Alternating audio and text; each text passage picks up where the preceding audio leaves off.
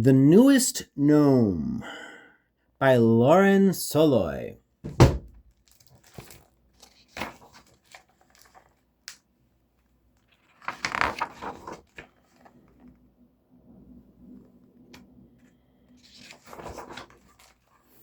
Hello. This book is all about the hidden folk called gnomes. Gnomes live all around us in a happy place they call the pocket. If you are in a place where bees are buzzing and bugs are crawling, where leaves are dancing and flowers are blooming, the gnomes are probably nearby. They're very shy and good at camouflage, so you may not actually see them.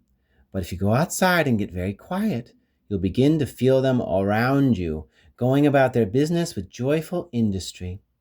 This story is about a new arrival to the pocket. Would you like to meet them? Oh man, we got Abel Potter, Rose Gladly, don't forget Billy Buttons, Hachi Masi, Bonnie Plum, Minoletta, Burly Bell, Puckle Swift, Cobb Tiggy, Sparkles, Mary Pip, Beatrix Nut, and Twiggy Dell.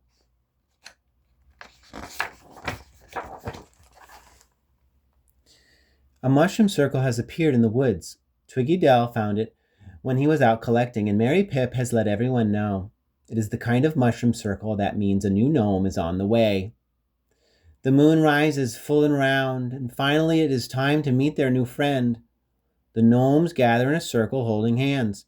Their feet begin to drum gently on the earth as they spin and hum a welcome song. The ground gives a little quiver, then a shake and a shiver. And then the moss parts, and Growly Maru has arrived. Hello, the gnomes whisper. Hello, hello. They gather into a sleeping pile and show Growly Maru the stars. Burly Bell sings them a lullaby that goes like this. Starlight shining bright through the darkness of the night. A message sent to let you know everything will be all right.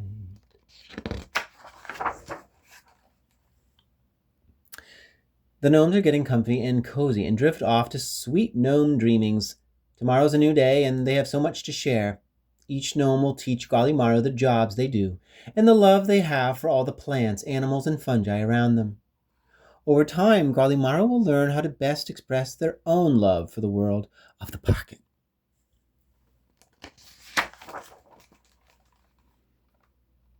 Yay! Hummingbird.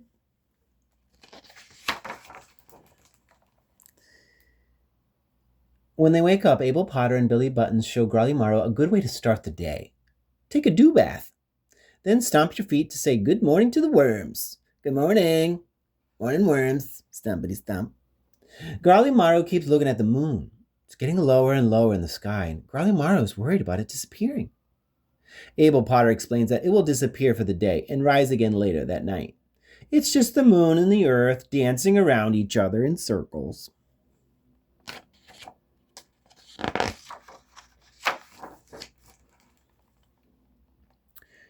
And then Abel Potter shows Gollymaru some other circles from nature. The acorn caps, the blueberries, the rabbit poop. The blueberries are yum. The rabbit poop, not yum. Holes made by leafcutter bees. Pearl, pigeon's eyes. Chestnut pods. This rock and that one. Sunflower centers. Billy Buttons all rolled up. Abel Potter. And Gollymaru copying Billy Buttons mostly.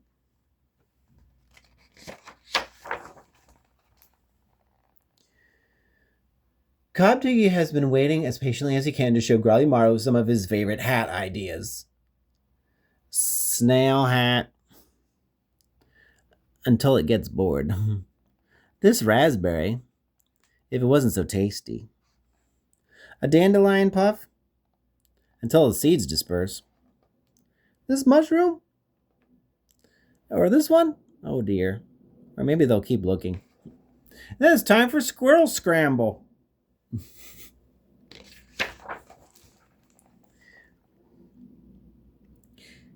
Uh-oh. In all that running and playing, Growly caught a burr. Rose gladly helps it get out of Growly fluff. She shows Growly the burr and how its spikes help it latch onto passing animals and travel to be planted in new places. They really are amazing seeds. Then Rose gladly shows Growly some of her favorite leaves. You got oak leaves, clover and maple, dandelion, rose, holly, yarrow. Ouch, the holly is sharp. Rose gladly explains that the sharpness of the holly leaves is why the gnomes dig their winter den below the holly bush. It protects them while they sleep.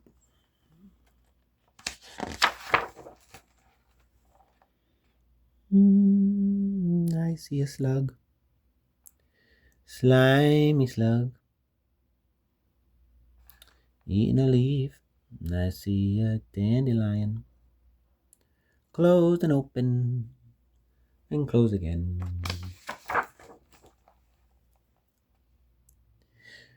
Speaking of digging, Sparkles has dug up a real treasure to share with Growly, a glass marble. I wonder how it got there. She and Growly decide to make more marbles. They roll some balls out of mud. Then they dust them off with fine, dry dirt. Finally, they polish the marbles until they shine. Now the gnomes can play a game. Pinecone bowling. Mary Pip shows Growly another game that's fun to play. Follow the leader with ants. Who are those messages to? And where are they going? Now Mary Pip is teaching Growly some animal sounds. Rabbit, crop, pip, pip, caw, whoo, chickadee-dee-dee, coo, coo, and some animal quiets. The quiet of the slug, the quiet of the turtle, the silent flutter of butterfly wings, the silent slither of salamander, the quiet, silent stink of skunk, bugs and worms, clouds forming, birds flying. From Burly Bell, Growly learns a rain song, a thumping song, a bee song, a wind song.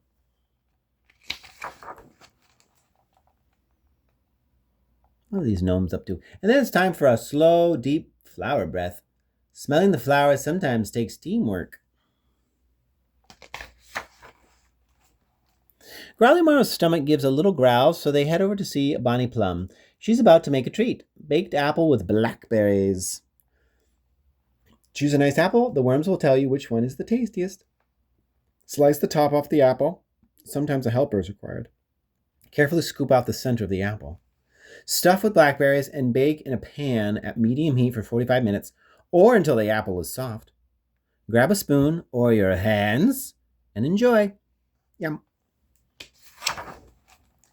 Puckle Swift teaches Growly some gnome numbers. 1 moon, no longer in sight. 2 mushrooms poking out of the ground. 3 woolly bear stripes. 4 nuts that can fit in Chippy's cheeks, not 6. 5 ducklings in the pond.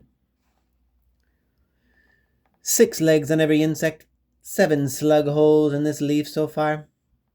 8 spots on Mrs. Ladybug. 9 leaf hoppers resting before their next hop. 10 pinecone seeds. 11 holly leaf points. 12 spots on Ralph the red-spotted newt. 13 blackberries on Bonnie Plum's new cake. 4 pig legs. 14 wood pig legs. Hello, Billy Buttons. 15 garter snake babies born to Gerda Snake with help from Burly Bell. Did you know that some snakes like garter snakes give birth to babies and some snakes like ringneck snakes lay eggs? Did you know that? Oh, strawberries ripening. And birds singing. Speaking of eggs, Beatrix Nut is excited to show Growly Maru how eggs come in so many different shapes and sizes. Every egg has a job to do. Every egg is full of life. Every egg is different. You get the honeybee, the snail, the hummingbird, the frog, the ringneck snake. Also over here, we have the nuthatch, the salmon, the monarch butterfly, the spotted salamander, the crow, and the snapping turtle. Costume time. Everyone stops at some point to enjoy Mrs. Spider's wisdom of the day, which is, life is as mysterious as ever.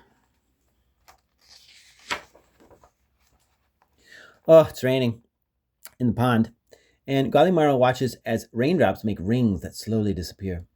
Did you know who loves rain? Haji Masi.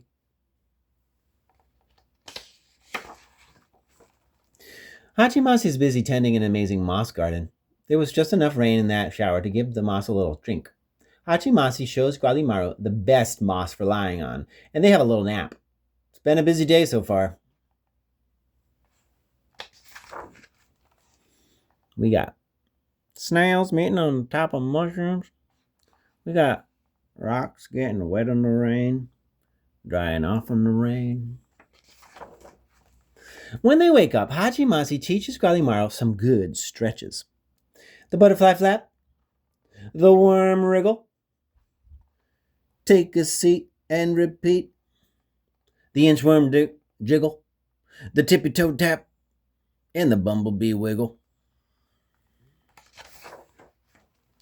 Twiggydale is making some grass baskets. He shows Growly Maru what he uses: a needle, a bundle of grass, a long string. Twiggydale wraps the string around the grass and then he starts to coil. The needle goes into the grass, under the string each time, in a great big spiral. It's not as easy as it looks. To cheer Growly Maru up, Twiggydale shows them some other spirals from nature: the snail shell, the fern shoot, the pine cone, the millipede sleeping. Shh. What do we have here? Leaves? What do we have here? We have a fox waking up. It's almost the end of the day, and the sun is low in the sky. It looks like everyone got their picnic invitations. The gnomes gather and carry the snacks, baskets full of apples, mushrooms, yummy buns, and delicious seeds, back to the circle where Growly Maru was born. They gather around, and Minoletta tells them a story. Listen, my best beloveds. We are each of us completely unique. Each unique being is part of a greater whole, and each of us adds to that greater whole in our own harmony. Mama Fox in her den is crooning a lullaby as she cleans her cubs. The trees are murmuring in the wind. The rock buried deep within the earth hums a long, low song. Crickets chirp their melodies. Wings at the rest are softly rustling, and your breath moves in and out, whispering of life. The song becomes even more beautiful when we remember to appreciate it. The sounds of the world are singing to you, and you are singing too.